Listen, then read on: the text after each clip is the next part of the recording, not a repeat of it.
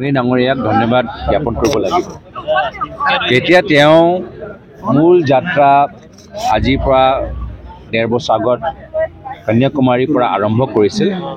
অসমৰ মানুহৰ এটা হেঁপাহ আছিল যে তেওঁ এদিনৰ কাৰণে অসমলৈ আহক। সেই সময়ত তেওঁ নোৱাৰিলে, যিহেতু দক্ষিণৰ পৰা উত্তৰলৈ তেওঁ এটা মহান ঐতিহাসিক যাত্ৰা অতিক্ৰম কৰিলে। আজি তেওঁ মাত্ৰ এদিনৰ কাৰণে নহয়, প্ৰায় ৭-৮ দিনৰ কাৰণে আজি অসমলৈ আহিছে। পূৰ্বৰ পৰা পশ্চিমলৈ, উত্তৰ পূৰ্বৰ পৰা পশ্চিম আৰু এটা দীঘলীয়া এটা যাত্ৰা তেওঁ আৰম্ভ কৰিছে। মই ভাবিছোঁ এই যাত্ৰাৰ যোগেদি তেওঁলোকে যথেষ্ট সাধাৰণ মানুহক ওচৰৰ পৰা লগ পাইছে আৰু বহুত মানুহৰ আৱেগ আজি তেওঁ বুজি পাইছে। বিশেষকৈ অসমত যেতিয়া আহিব, অসমৰ মানুহে আজি কংগ্ৰেছ দলটো কিমান ভাল পায়, ৰাহুল ডাঙৰীয়া তেখেতৰ এই যাত্ৰাৰ কাৰণে কিমান শলাগ লৈছে। আৰু আমি পৰৱৰ্তী দিনত ভৱিষ্যত অসমে ভাৰতত যেতিয়া আমাৰ ইণ্ডিয়া এলায়েন্সৰ চৰকাৰ হ'ব, আমি সকলোৱে কি বিচাৰোঁ, এই গোটেইবোৰ কথা তেওঁ জানিবলৈ এটা গুৰুত্বপূৰ্ণ এটা মঞ্চ পাইছে, প্ৰক্ৰিয়া পাইছে। আৰু আজি এটা আনন্দ এটা দিন, উৎসাহৰ দিন।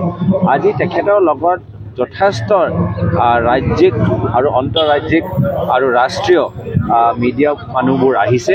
আমি নিজৰ উজনি অসমৰ আমাৰ ইয়াত যে আমি সকলোৱে এটা মিনি ভাৰত হিচাপে ইয়াত বাগান, হিন্দী স্পিকিং, অসমীয়া, বঙালী, ভাষা সংখ্যালঘু আমি যে সকলোৱে একগোট হৈ আছোঁ, শান্তিত আছোঁ, এই কথাবোৰ আমি দেখাবলৈ আজি এই যাত্ৰাৰ যোগেদি আমি পাৰিম। চাওক, এই যাত্ৰাই ৰাইজৰ মনত এটা ভাল প্ৰভাৱ পেলাব যে কোনোবা এটা দল আছে যি ৰাইজৰ বিষয়বোৰ উত্থাপন কৰিছে, কোনোবা এটা দল আছে যে বৰ্তমানৰ সমস্যালৈ চিন্তা কৰিছে, কোনোবা এটা দল আছে যি ইতিহাসত আমাৰ এই শিক্ষা ক্ষেত্ৰত যথেষ্ট ৰাইট টু এডুকেশ্যন জৰিয়তে ডাঙৰ কাম কৰিলে, MG এনৰেগাৰ জৰিয়তে শ্ৰমিকসকলৰ কাৰণে ডাঙৰ কাম কৰিলে। তো নিশ্চয় ৰাইজৰ মনৰ ওপৰত এটা ভাল প্ৰভাৱ পেলাব।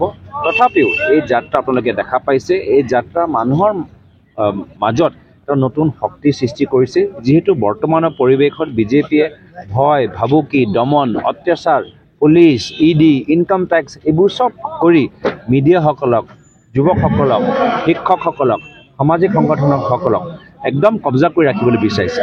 কিন্তু আজি তেওঁলোকে এই যাত্ৰাৰ যোগেদি বিভিন্ন এই সমাজৰ অংগবোৰ শক্তি পাব আৰু নিজৰ মুখখনটো মুকলি তেওঁলোকৰ কথাবোৰ ক'বলৈ এটা শক্তি পাব। এই শক্তি যে আমি দিছোঁ ৰাইজক, এই প্ৰভাৱটো নিশ্চয় অনাগত লোকসভা নিৰ্বাচনত দেখা পাব। অসমৰ ৰাইজৰ আশীৰ্বাদ আজি এই যাত্ৰাৰ লগত আছে। মোক কিমান ফোন আহিছে যে আমি এই যাত্ৰা চাবলৈ আহিছোঁ, আমি ৰাহুল ডাঙৰীয়াক চাবলৈ আহিছোঁ, আমি যাত্ৰাৰ এই যে উদ্দেশ্যটো আমি ভাল পাইছোঁ। যেতিয়া অসমৰ মানুহে সিদ্ধান্ত লৈছে যে আমি এই যাত্ৰাক স্বাগতম জনাম, বৰ্তমানৰ বিজেপি চৰকাৰ বাধা দিবলৈ চেষ্টা কৰিলেও বাধা দিব নোৱাৰিব। যাত্ৰাটো যথেষ্ট ইতিমধ্যে মাত্ৰ 3 দিনৰ ভিতৰতে যথেষ্ট জনপ্ৰিয়তা লাভ কৰিছে, চৰকাৰে একো কৰিব নোৱাৰে।